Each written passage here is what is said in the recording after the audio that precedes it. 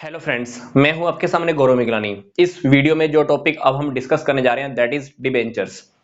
पीछे वाली 5 वीडियोस के अंदर हम equity shares, preference shares, business finance का क्या इंपॉर्टेंस है, क्या नीड है, क्या रिक्वायरमेंट है, ये सब टॉपिक हम ऑलरेडी डिस्कस कर चुके हैं। तो पीछे वाली 5 वीडियोस के लिंक मैंने आपको इसी वीडियो के डिस्क्रिप्शन बॉक्स में दिए हैं। तो डेफिनेटली हमारा चैप्टर कंटिन्यू चल रहा है सोर्सेज ऑफ बिजनेस फाइनेंस का। इस चैप्टर का हमारा ये वीडियो नंबर 6 है, जिसमें हमको डिस्कस करना होगा डिबेंचर्स के बारे में। तो सबसे पहले हम डिबेंचर्स के बारे में डिस्कस करेंगे, उसके बाद उसके क्या एडवांटेजेस हैं, देन उसके डिसएडवांटेजेस हम डिस्कस करेंगे। एडवांटेजेस और डिसएडवांटेजेस के अंदर हमको ध्यान से देखना है कि एडवांटेजेस कुछ इन्वेस्टर्स को भी होते हैं, कंपनी को भी होते हैं, और बात आती है जहां डिसएडवांटेजेस की, वो मैटर भी हमारा इन्वेस्टर्स को लेकर भी है और कंपनी को लेकर भी है।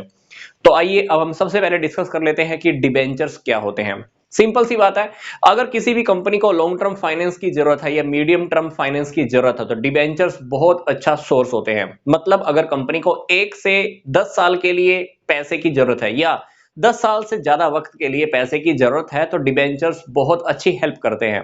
तो जिन लोगों को हम डिबेंचर्स इशू करते हैं वो कौन होते हैं? Debenture holder. डीएच मैंने शॉर्टकट में लिखा हुआ है, इसका नेम है डिबेंचर होल्डर्स।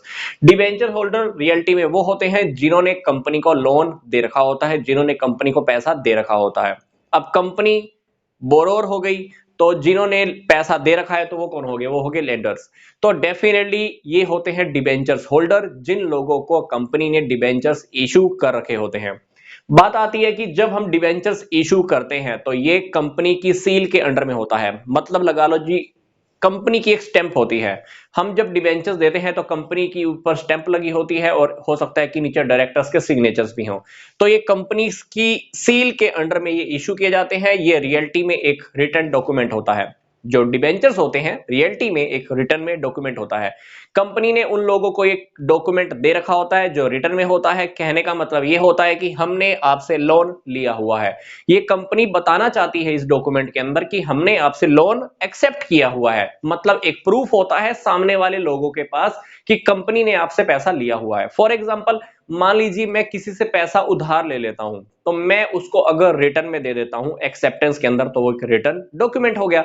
उस रिटर्न डॉक्यूमेंट के अंदर ये लिखा हुआ है कि मैंने तुमसे लोन लिया हुआ है। ये उस व्यक्ति के पास प्रूफ रहेगा। बाय चांस इन फ्यूचर अगर मैं उस पर्सन को पैसा नहीं दे पाता तो वो पर्सन क्या करेगा? मेरे ऊपर क्लेम कर देगा, कोर्ट में जा सकता है, उसका फिर लीगल राइट बन जाएगा, मेरे खिलाफ वो केस भी कर सकता है। तो रियलिटी में ये कंपनी की तरफ से ये एक्सेप्टेंस का एक डॉक्यूमेंट होता है कि हाँ, कि मैंने आपसे पैसा लिया हुआ है। आगे देखिए क्या है, इस डॉक्यूमेंट के अंदर सारी टर्म्स एंड कंडीशंस लिखी होती हैं, सारी शर्तें लिखी होती है कि हम आपको कितना इंटरेस्ट पे करने वाले हैं, हमने आपसे लोन कितने टाइम पीरियड के लिए लिया है, और बदले में मैंने आपके पास कौन सी प्रॉपर्टी गिरवी रखी है। तो ये सारी बातें इसके अंदर लिखी होती हैं। अब एक बात हमको ध्यान रखनी है, कंपनी को प्रॉफिट हो या लॉस हो, कंपनी हर हालत में इंटरेस्ट पे करती है। यस, पीछे वाले 2 टॉपिक्स के अंदर हमने क्या डिस्कस किया था? Equity shares and preference shares. Company उनको क्या पे करती है? डिविडेंड। कब? जब प्रॉफिट हो। डिविडेंड पे कंपनी ने कब करना होता है? जब सिर्फ और सिर्फ प्रॉफिट हो। लॉस होने की हालत में कंपनी कभी भी शेयर होल्डर्स को डिविडेंड पे नहीं करती। पर अब हम बात कर रहे हैं डिबेंचर्स होल्डर की। डिबेंचर्स का टॉपिक चल रहा है, तो ये बात मैं आपको फिर से बोल रहा हूं, कंपनी को प्रॉफिट हो रहा है या लॉस हो रहा है, कंपनी हर हालत में इन लोगों को इंटरेस्ट पे करती ही है।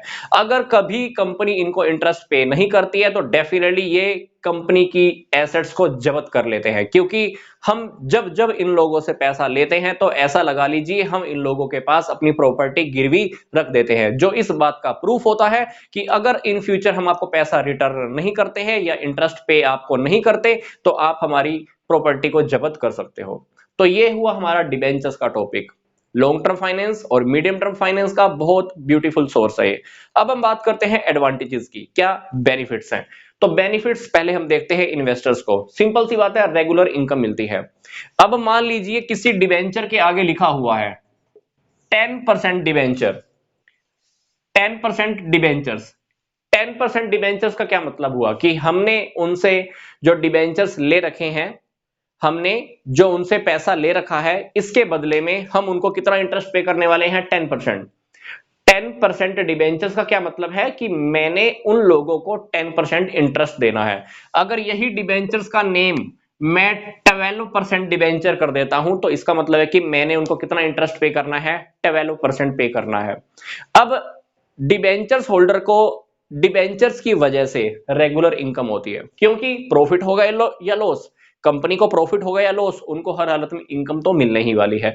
तो इन्वेस्टर्स के लिए सबसे बड़ा बेनिफिट यही है कि उनके पास एक रेगुलर इनकम का सोर्स आ जाता है, उनको इंटरेस्ट तो हर हालत में मिलता ही मिलता है। दूसरी बात, डिबेंचर्स के अंदर लिक्विडिटी बहुत ज्यादा होती है। आप डिबेंचर्स को कभी भी सेल कर सकते हो, क्योंकि डिबेंचर्स बहुत सिक्योर होते हैं, सेफ होते हैं, क्योंकि डिबेंचर्स के बदले में कंपनी ने अपनी प्रॉपर्टी गिरवी रख रखी है। तो डिबेंचर्स को कभी भी आप ट्रांसफर कर सकते हो, कभी भी उसके बदले पैसा वसूल कर सकते हो, आपको पैसा मिल जाएगा। इसलिए हम इसको बोलते हैं कि लिक्विडिटी बहुत ज्यादा है। मोर सेफ, सेफ तो है ही, अगर कंपनी आपको पैसा नहीं देगी, इंटरेस्ट नहीं देगी, तो आप क्या करोगे, कंपनी की प्रॉपर्टी को जब्त कर लोगे। अगला पॉइंट है राइट टू कन्वर्जन। कुछ डिबेंचर्स ऐसे होते हैं जिनको राइट होता है, जिनको अधिकार होता है कि अगर एक वक्त के बाद आप अपने डिबेंचर्स को अगर शेयर्स में कन्वर्ट करना चाहते हैं तो कर सकते हैं। अब शेयर्स में कन्वर्ट होने से क्या होगा, कंपनी के मालिक बन जाएंगे आप, क्योंकि जो इक्विटी शेयर होल्डर्स होते हैं वो कौन होते हैं, कंपनी के मालिक होते हैं। तो डेफिनेटली डिबेंचर्स होल्डर्स के पास एक राइट होता है कि अगर आप एक शेयर्स में कन्वर्ट करना चाहते हैं तो अपने डिबेंचर्स को शेयर्स में कन्वर्ट भी कर सकते हैं। वो कन्वर्टेबल डिबेंचर्स होते हैं, ये बात हमको ध्यान रखनी है, क्योंकि अभी टाइप्स का टॉपिक रह गया है, अभी हम डिस्कस करेंगे टाइप्स के अंदर, हम डिस्कस करेंगे तब कन्वर्टेबल डिबेंचर्स क्या होते हैं, तब हमको ये बात समझ में आ जाएगी कि उनको कौन सा राइट होता है। अब बात करते हैं बेनिफिट्स हमें कंपनी को क्या होने वाले हैं। सबसे फर्स्ट टॉपिक हमारे सामने आ रहा है कि मैनेजमेंट के अंदर ये लोग इंटरफेयर नहीं करते। शेयर होल्डर्स तो कंपनी के मालिक होते हैं, equity share holder specially company के मालिक होते हैं, पर ये कंपनी के मालिक नहीं है, इन लोगों ने तो कंपनी को लोन दिया हुआ है, तो ये कंपनी की मैनेजमेंट के कामों के अंदर, मैनेजमेंट की एक्टिविटीज में कोई इंटरफेयर नहीं करते। यस, इनका काम क्या होता है, लोन दो, बदले में इंटरेस्ट लेते रहो, बस फालतू की कोई बात इन लोगों ने नहीं करनी होती, इसलिए ये लोग मैनेजमेंट की एक्टिविटीज के अंदर कोई भी इंटरफेयर नहीं करते। फिर कंपनी को बेनिफिट ही होता है। दूसरी बात, कंपनी के ऊपर इंटरेस्ट पे करने के मामले में बर्डन थोड़ा कम होता है। यस, क्योंकि शेयर होल्डर्स को तो डिविडेंड क्या पता 30% पे करना पड़े, 40% पे करना पड़े, 50% पे करना पड़े, पर डिबेंचर्स होल्डर को तो हमने पहले बोल रखा है कि आपको भाई इंटरेस्ट मिलेगा 10%, 12% या 8%, तो कंपनी के ऊपर बर्डन कम होता है comparison to share holders. Yes, बात आती है टैक्स का एडवांटेजेस। टैक्स का बेनिफिट भी कंपनी को मिल जाता है। कैसे, ध्यान से देखिए, कंपनी को जब भी प्रॉफिट होता है, कंपनी इस प्रॉफिट में से सबसे पहले क्या पे करती है, इंटरेस्ट पे करती है। इंटरेस्ट पे करने के बाद अब जो प्रॉफिट बच जाएगा, कंपनी इसमें से क्या पे करेगी, टैक्स पे करेगी। तो देखिए, कंपनी ने टैक्स कब पे किया, इंटरेस्ट पे करने के बाद किया, तो कंपनी को कहीं ना कहीं बेनिफिट मिल जाता है, क्योंकि काफी सारे एक्सपेंसेस कंपनी माइनस कर चुकी होती है, लाइक इंटरेस्ट, देन कंपनी उसके बाद क्या पे करती है, टैक्स पे करती है। तो कहीं ना कहीं कंपनी को डिबेंचर्स की वजह से टैक्स का बेनिफिट भी मिल जाता है। बात आती है during depression the better source. Company मान लो एक ऐसी सिचुएशन से टप रही है जिस टाइम डिप्रेशन है या रिसेशन है, तो कंपनी क्या करती है, इन लोगों से ही पैसा ले लेती है, डिबेंचर्स इशू कर देती है। और डिबेंचर्स कोई भी अपने पास रखना सबसे सेफ मानते हैं लोग। क्यों सेफ लगता है, क्योंकि कंपनी उनको इंटरेस्ट तो पे करेगी और स्पेशली कंपनी को बहुत सस्ते रेट के ऊपर डिबेंचर्स के थ्रू पैसा मिल जाता है, और लोग डिबेंचर्स लेने के लिए रेडी भी रहते हैं, क्योंकि कंपनी उनको बदले में प्रॉपर्टी गिरवी रख ही देती है। तो डिप्रेशन की सिचुएशन है, मंदी आई हुई है मार्केट के अंदर, आपको पैसा कहीं से अवेलेबल नहीं हो रहा है, तो कंपनी डिबेंचर्स इशू बहुत आसानी से कर देती है। लोगों का इसके ऊपर ट्रस्ट भी होता है, क्योंकि लोगों को पता होता है कि डिबेंचर तो वैसे क्यों है, कंपनी पैसा नहीं देगी तो हम उनकी प्रॉपर्टी जब्त कर लेंगे। फिर बात आती है flexible capital structure. Debentures holder को आप जब चाहो पैसा वापस कर सकते हो, है ना। कन्वर्टेबल डिबेंचर है या उनको तो कन्वर्ट कर ही सकते हो, या रिडीमेबल डिबेंचर है तो उनको भी आप पैसा टाइम से पहले कभी भी वापस भी दे सकते हो। कंपनी ने पहले ही बोल रखा होता है कि अगर भाई हमारे पास पैसा ज्यादा हो गया तो हो सकता है कि हम आपको पैसा टाइम से पहले भी वापस कर देंगे, तो आप उनको पैसा टाइम से पहले वापस कर सकते हो। आपका कैपिटल स्ट्रक्चर मतलब फ्लेक्सिबल होता है। नए डिबेंचर्स भी जब चाहे इशू कर दो और चाहो तो जब चाहो उनका पैसा भी वापस कर दो, तो कैपिटल स्ट्रक्चर के अंदर फ्लेक्सिबिलिटी होती है। फिर नेक्स्ट पॉइंट है benefits to equity share holders. कंपनी क्या करती है, ध्यान से देखना, benefits to equity share holders का टॉपिक समझा रहा हूं। इक्विटी शेयर होल्डर्स को भी बेनिफिट होता है, किसकी वजह से? डिबेंचर्स की वजह से। कैसे? कंपनी डिबेंचर्स के थ्रू पैसा लेती है, उस पैसे को कहीं और इन्वेस्ट करती है या उसको कहीं पर काम पे लगाती है, उस पैसे के ऊपर काफी सारा प्रॉफिट कमाती है, उस प्रॉफिट में से इन लोगों को तो जो इंटरेस्ट हमने बोला था सिर्फ वही देना है, बाकी का सारा प्रॉफिट किसका है? इक्विटी शेयर होल्डर्स का है। तो कहीं ना कहीं इक्विटी शेयर होल्डर्स को भी इसके थ्रू बेनिफिट हो ही जाता है। ट्रेडिंग ऑन इक्विटी का बेनिफिट कंपनी ले लेती है। अब ट्रेडिंग ऑन इक्विटी का टॉपिक क्या है, मैंने आपको इसी वीडियो के डिस्क्रिप्शन बॉक्स में दिया है, आप देख सकते हैं। अब बात करते हैं कि डिबेंचर्स की वजह से क्या डिसएडवांटेजेस है। दोनों टॉपिक हमको फिर से स्टडी करने हैं। इन्वेस्टर्स को क्या नुकसान होने वाला है, कंपनी को क्या होने वाला है। पहला पॉइंट इन्वेस्टर्स को लेकर, नो एक्स्ट्रा इनकम। इन लोगों को इंटरेस्ट हमेशा फिक्स मिलता है, कंपनी ने जितना इंटरेस्ट देने के लिए बोला सिर्फ उतना मिलेगा, इससे ज्यादा कंपनी इनको इंटरेस्ट नहीं देने वाली। तो इनको कोई एक्स्ट्रा इनकम नहीं होती है, जितना बोला गया सिर्फ उतना ही मिलेगा। Next point, no surplus on the winding up. Company के बंद होने के टाइम पर अगर कंपनी के पास बहुत ज्यादा प्रॉफिट बच जाते हैं तो वो प्रॉफिट्स के ऊपर हक, राइट किसका होता है? शेयर होल्डर्स का। मतलब डिबेंचर्स होल्डर का कोई हक नहीं होता, सारा सरप्लस, सारा जो बेनिफिट है ओवरऑल कौन लेके जाता है लास्ट में? Share holders. पर कंपनी उससे पहले रियलिटी में डिबेंचर्स को पैसा वापस कर देती है। अगर मैं आपको कंपनी के बंद होने की सिचुएशन के बारे में बताऊं तो कंपनी सबसे पहले क्या करती है? डिबेंचर्स होल्डर को पैसा वापस करती है, फिर प्रेफरेंस शेयर होल्डर को, देन इक्विटी शेयर होल्डर्स को। तो अल्टीमेटली जो भी डिबेंचर्स होल्डर को पे करने के बाद सारा प्रॉफिट बचेगा, पैसा बचेगा, वो अल्टीमेटली किसका होता है? शेयर होल्डर्स का। उसमें से हम प्रेफरेंस शेयर होल्डर को पे करते हैं, फिर रियलिटी में जो कंपनी के मालिक होते हैं वो होते हैं इक्विटी शेयर होल्डर्स। तो सारा सरप्लस एक्स्ट्रा बेनिफिट जो लास्ट में बचता है तो वो सारा का सारा इक्विटी शेयर होल्डर्स के पास ही जाता है। फिर बात आती है कि मैनेजमेंट की एक्टिविटीज के अंदर भी डिबेंचर्स होल्डर कभी पार्टिसिपेट नहीं कर सकते। ये पॉइंट हमने यहाँ पे भी पढ़ा था कि जो डिबेंचर्स होल्डर होते हैं कंपनी की मीटिंग्स के अंदर वोट नहीं दे सकते, एक्टिविटीज के अंदर टांग नहीं अड़ा सकते। मैनेजमेंट को ये नहीं बोल सकते कि भाई ये काम ऐसे करो, ऐसा करो या वैसा करो। नो, ये मैनेजमेंट की एक्टिविटीज के अंदर कहीं पर भी टांग नहीं अड़ा सकते। बात आती है कि कंपनी को क्या लॉस है। पहली बात, फिक्स्ड बर्डन। कंपनी के ऊपर एक फिक्स्ड बर्डन होता है, कंपनी को हर हालत में इंटरेस्ट पे करना ही पड़ता है, चाहे कंपनी को लॉस ही क्यों ना हो। ये बात हमने यहाँ पे भी देखी थी, प्रॉफिट हो या लॉस हो कंपनी को इंटरेस्ट हर हालत में पे करना पड़ेगा। वही बात यहाँ पर आ रही है, फिक्स्ड बर्डन तो है ही, आपको इंटरेस्ट तो पे करना ही होगा। सेकंड पॉइंट है लीगल एक्शन पॉसिबल। अगर आपने इंटरेस्ट पे नहीं किया या उनका पैसा वापस नहीं किया तो वो क्या होगा? वो लोग लीगल एक्शन लेंगे, आपकी प्रॉपर्टी को जब्त भी कर देंगे, हो सकता है कि कोर्ट में केस भी चला दें। थर्ड पॉइंट है loss of goodwill due to claim on the assets. जब आप किसी के पास अपनी प्रॉपर्टी गिरवी रखते हो तो आप ये समझकर चलो कि आपकी गुडविल कम हो जाती है। यस, कंपनी जब जब डिबेंचर्स इशू करती है तो क्या करती है? बदले में अपनी प्रॉपर्टी को गिरवी रखती है, या किसी ने आपकी प्रॉपर्टी के ऊपर क्लेम डाल दिया तो आपकी गुडविल क्या हो जाएगी? कम हो जाएगी, आपकी क्रेडिट वर्दीनेस कम हो जाएगी, आपकी लोगों को पैसा पे करने की कैपेसिटी भी कम हो जाएगी, क्योंकि आपने प्रॉपर्टी किसी को गिरवी रखी हुई है।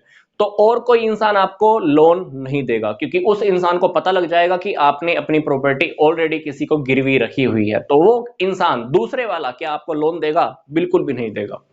तो ये हमने डिसएडवांटेजेस पॉइंट डिस्कस कर लिए। अब हम चल रहे हैं हमारे लास्ट टॉपिक की ओर, that is types of debentures. ये रियलिटी में 7 टॉपिक्स है, पर मैंने यहाँ पर नेम 5 लिखे हैं। इस 5 टॉपिक्स को मैं 7 टॉपिक्स में कन्वर्ट करने वाला हूं, ध्यान से देखिए। पहला है सिक्योर्ड। सिक्योर्ड और फिर इसी का अपोजिट बनेगा एक अनसिक्योर्ड। सिक्योर्ड डिबेंचर्स का क्या मतलब है? कंपनी ने अपनी प्रॉपर्टी इन डिबेंचर्स होल्डर को गिरवी रखी होती है। सिक्योर्ड वर्ड से याद रखिए, कंपनी अपनी प्रॉपर्टी गिरवी रखी हुई है पैसा लेने के बदले में। अनसिक्योर्ड मतलब कंपनी ने कोई प्रॉपर्टी गिरवी नहीं रखी। फिर बात करते हैं कन्वर्टेबल और नॉन कन्वर्टेबल। कन्वर्टेबल के अंदर क्या उनको बोला गया है एक फिक्स टाइम पीरियड के बाद आप अपने डिबेंचर्स को शेयर्स में कन्वर्ट कर सकते हो। नॉन कन्वर्टेबल मतलब आप अपने डिबेंचर्स को शेयर्स में कन्वर्ट नहीं कर सकते। 4 टॉपिक्स मैं आपको बता चुका हूं, 1 2 एंड 1 2, टोटल 4। नेक्स्ट देखिए 5th, bearer debentures. Bearer debentures ये वो डिबेंचर्स होते हैं जिनका रिकॉर्ड कंपनी अपने रजिस्टर में मेंटेन नहीं करती। ये डिबेंचर मान लो मेरे पास है, ये डिबेंचर मैंने किसी और पर्सन को दे दिया, तो अब वो पर्सन कंपनी से इंटरेस्ट ले लेगा। ये डिबेंचर्स आसानी से ट्रांसफर हो सकते हैं, मैं आसानी से किसी को बेच सकता हूं। जिसके पास भी ये डिबेंचर होगा कंपनी उसी को इंटरेस्ट पे कर देती है, that's it. That is bearer debenture. अब हम बात करते हैं कि रजिस्टर्ड डिबेंचर क्या होते हैं। ये इस टॉपिक का आप अपोजिट समझ लो। ये वो डिबेंचर्स होते हैं जिनके बारे में कंपनी के रजिस्टर्ड में पूरा डेटा मेंटेन होता है, कंपनी को बिल्कुल पता होता है ये डिबेंचर किसने लिया हुआ है, किसके नेम से है, कितना इंटरेस्ट पे करना है। कंपनी रजिस्टर्ड डिबेंचर के केस में इंटरेस्ट उसी व्यक्ति को पे करती है, कंपनी इंटरेस्ट उसी पर्सन को पे करती है जिसका रिकॉर्ड कंपनी के पास है। मान लो ये वाला डिबेंचर मैंने किसी को उठा के दे दिया, कंपनी उसको इंटरेस्ट नहीं पे करेगी, कंपनी सिर्फ इंटरेस्ट मुझे पे करेगी। यस, क्योंकि कंपनी की बुक्स में मेरा नेम रजिस्टर्ड है, कंपनी को सिर्फ यही पता है कि ये डिबेंचर मैंने लिया हुआ है। तो डेफिनेटली ये वो डिबेंचर है जिसका रिकॉर्ड कंपनी के पास रहता है और कंपनी उसी को ही इंटरेस्ट पे करती है। लास्ट, रिडीमेबल, और इसी के साथ पढ़ेंगे non redeemable. For example redeemable के अंदर क्या होता है, कंपनी एक फिक्स टाइम पीरियड के बाद उनका पैसा वापस कर देती है। रिडीम करना मतलब पैसा रिटर्न करना। एक फिक्स टाइम पीरियड के बाद जब कंपनी डिबेंचर्स का पैसा वापस कर देती है, दैट इज रिडीमेबल। अदरवाइज अगर कंपनी सिर्फ बंद होने के टाइम पर उनको पैसा वापस करती है तो वो क्या हो गया, नॉन रिडीमेबल। अगर कंपनी अपनी लाइफ टाइम के अंदर पैसा उनका रिटर्न नहीं करती, सिर्फ कंपनी बंद होने के टाइम पे उनका पैसा वापस करती है तो वो क्या हो गया, नॉन रिडीमेबल। तो मैंने ये टॉपिक भी दोनों बता दिए, रिडीमेबल एंड इसका अपोजिट भी। तो इसी के साथ हमारा ये टॉपिक कवर हो चुका है डिबेंचर्स को लेकर। डिबेंचर्स के अंदर हमने डिबेंचर्स का पहले मीनिंग स्टडी किया, then advantages, then disadvantages, then हमने देखा 7 टाइप्स ऑफ डिबेंचर्स। तो ये था हमारा सिंपल सा टॉपिक। तो इस चैप्टर को अभी हम आगे और कंटिन्यू करेंगे नेक्स्ट वीडियो में। यहां तक का वीडियो देखने के लिए आपका धन्यवाद।